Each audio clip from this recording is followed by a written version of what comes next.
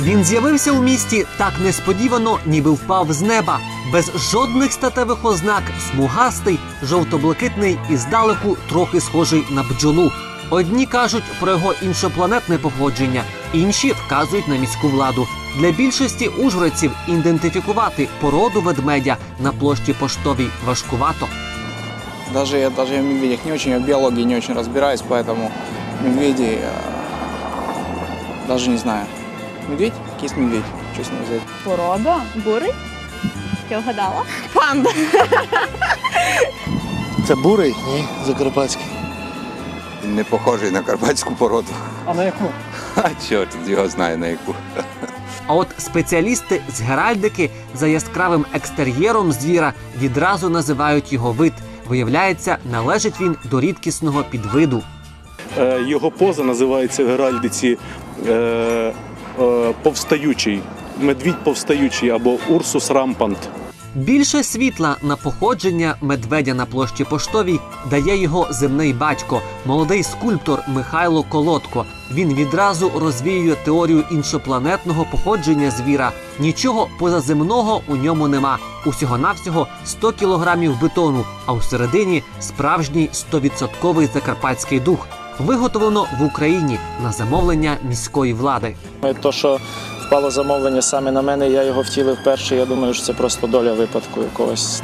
Я ні в якому разі не хотів дати йому якийсь один характер. Він має бути настільки багатогранним, наскільки є кожна людина в нас на Закарпатті. Хоча жодних статевих ознак ведмідь на Поштовій немає, вже незабаром очікується розмноження. Зелене світло на продовження роду ведмедям дав сам міський голова Сергій Ратушняк.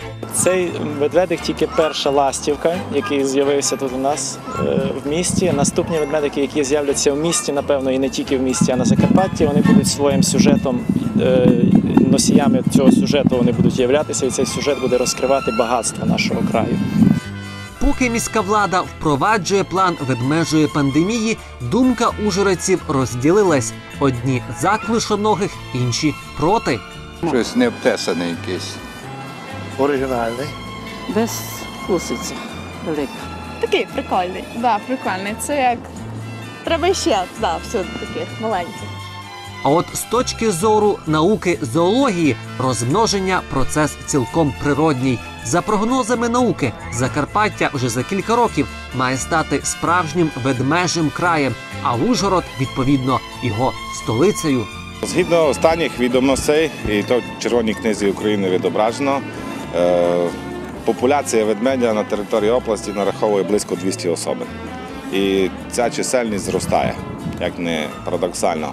Нехай не обіцяний аквапарк, а всього-навсього ведмідь. Нехай 100-кілограмова дрібниця, а все ж приємно.